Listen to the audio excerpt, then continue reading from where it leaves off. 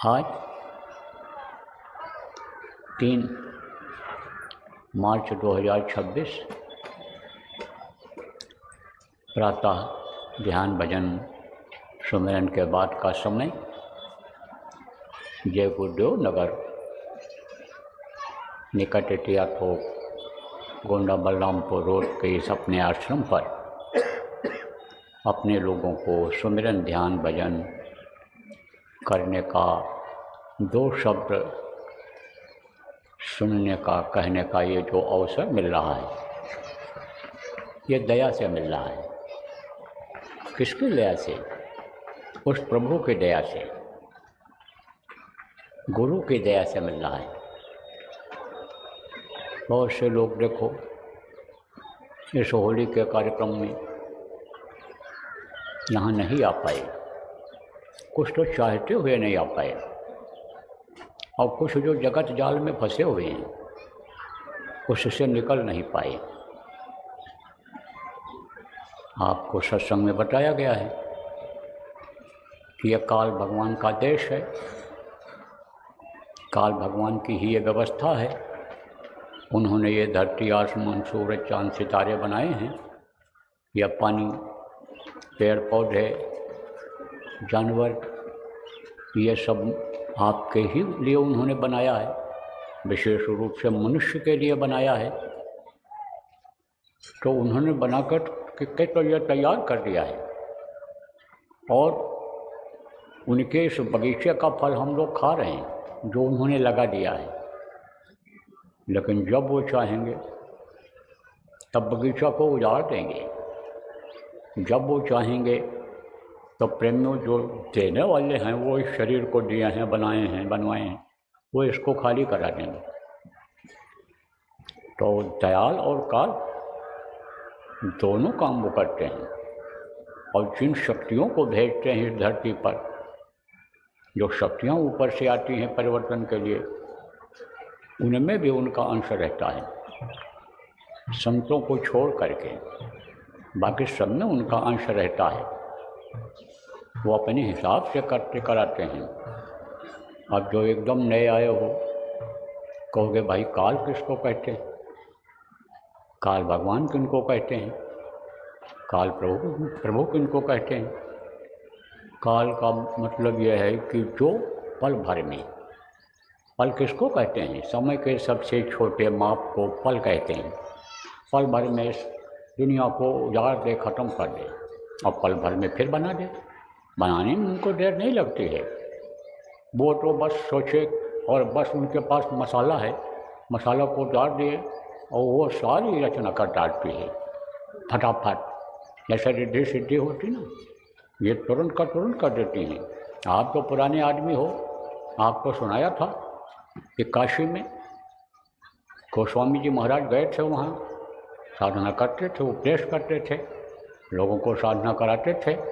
तो बड़ा विरोध था उनका, संतों का बड़ा विरोध होता है, क्योंकि जगत भगत सो बैर है चारों युग परमान। जिनको जगत से प्रेम होता है, शरीर से प्रेम होता है, जगत जाल में जो फंसे हुए होते हैं, इंद्रियों के जाल में जो फंसे हुए होते हैं, काल के जाल में, माया के जाल में जो फंसे हुए होते हैं, उन वो विरोध करते हैं। तो विरोध हुआ था तो शास्त्रार्थ किया जब नहीं जीते तब गलत प्रचार कर दिया था कि कबीर के यहाँ कल भंडारा है पूरा। आप ये समझो कि प्रचार हो गया और सुबह अपनी अपनी लोटा थाली लेकर के लोग आने लग गए उधर। जब पत्तल तो था नहीं और न किराए के बर्तन मिलते थे ये, तो अपना अपना बर्तन लेकर के कहीं भी निमंत्रण दावत होती थी तो लोग खाने के लिए जाते थे।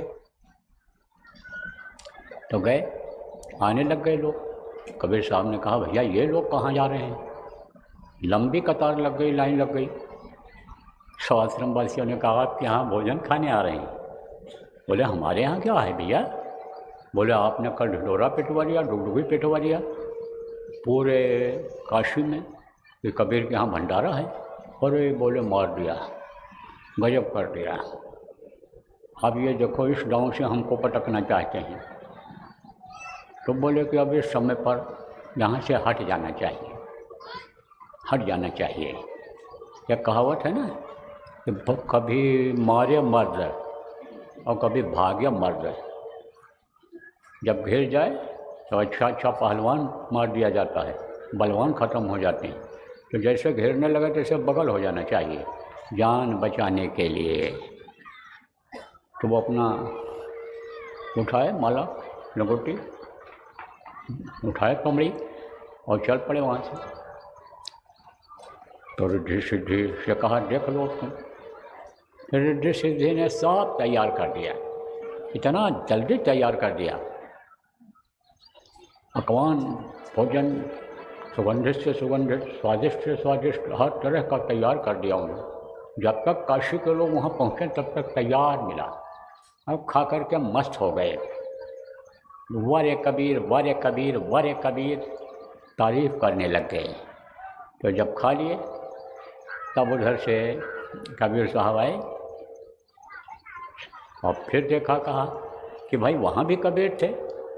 कहाँ? जब परोसा खिलाया जा रहा था तो वहाँ भी थे और यहाँ भी दिखाई पड़ रहे हैं। तो लगता होगा कि हम लोगों को विदा करने के लिए आ गए।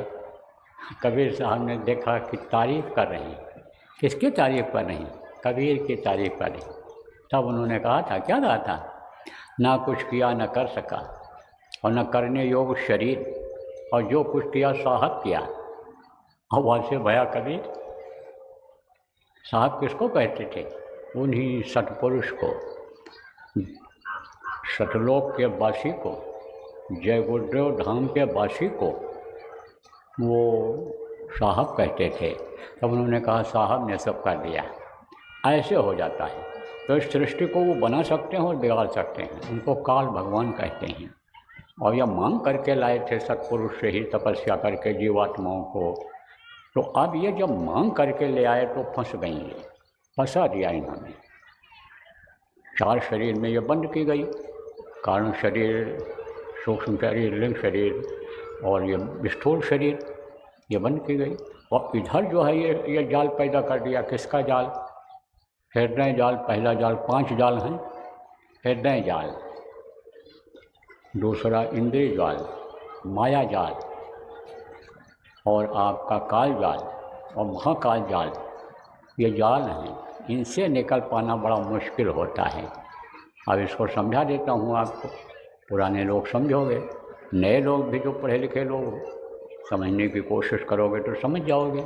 देखो, हृदय जाल, हृदय जाल में क्या है कि जैसे इच्छा हुई कोई चीज़ खाने पीने की, काम करने की, तो वो समझो उसी में फंस जाता है।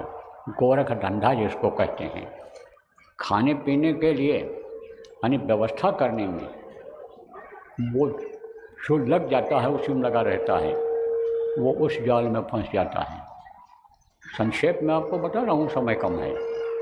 और इंद्रिय जाल, आप समझो कि 10 इंद्रियों का भोग कहा गया। ये पड़ी गले के फांस, ये गले की फांस पड़ गई। 10 इंद्रिय, ये कौन इंद्रियां हैं? एक ही केवल ज्ञान इंद्रिय है और बाकी ये सब भोग इंद्रिय हैं। 2 आँख, 2 कान, 2 नाक, मुंह और ये 2 सुराख नीचे के, यह हैं इंद्रियां। इसी के भोग में फंस जाता है जीव। जैसे देखो, कहता भाई वहाँ खाने पीने की व्यवस्था पता नहीं कैसी हो, क्या मिलेगा? सूखी रोटी मिलेगी, खिचड़ी मिलेगी, क्या मिलेगा वहाँ? क्या चलें, अब भीड़ भाड़ में नहीं जमेगा वहाँ सोने के लिए, आराम करने की जगह नहीं मिलेगी। अब वो फंसा हुआ है, इंद्रिय भोग में फंसा हुआ है, उससे नहीं निकल पा रहा है। आप भाग्यशाली हो कि आप सब कुछ छोड़ करके और भूल करके आ गए हो, लेकिन आप भी फंसोगे यहाँ से जाने के बाद। इसलिए इस चीज़ को आपको समझा रहा हूँ, बता रहा हूँ, सब हर चीज़ को समझना रहेगा आपको। तो इंद्रिय जाल में फंसे हुए, और वहाँ से अगर छुटकारा मिल गया तो माया का जाल यह प्रबल होता है। माया यहाँ भी जाल में आपको फंसाने की कोशिश करेगी। यहाँ भी देखो, बहुत से लोग सोते रह गए होंगे, अब यहाँ नहीं पहुँच पाए होंगे साधन भजन के लिए।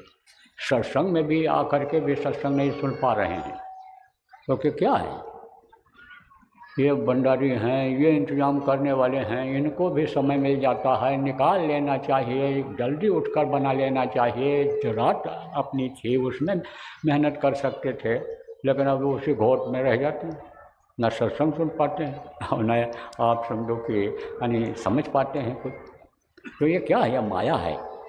बहुत तरह से माया ने जाल बिछा रखा है। संगत में भी यानी समझो माया का असर है। अगर संगत ही तो है, संगत वाले ही तो इंतजाम करते हैं, तो इसमें भी उसका असर है माया का। कहाँ तक माया है? को गोचर जहाँ मन लग जाई, सो सब माया जानो भाई। जहाँ तक यह मन जाता है वहाँ तक माया का ही पसारा है, माया का ही असर है। तो हंसी हंस माया जाल बिछाया और निक्सन का कोई राह न पाया। फंस गए, अच्छे अच्छे लोग फंस गए, संगे को भंगे कर डाला, नारद के पीछे पड़ गए पछाड़। योग करत गोरख जी को लूटा और नैमी को लूटा, हलवा खिलाए, अच्छे अच्छे लोग फंस गए। हम निकलेंगे कैसे? अभी आपको बताऊंगा।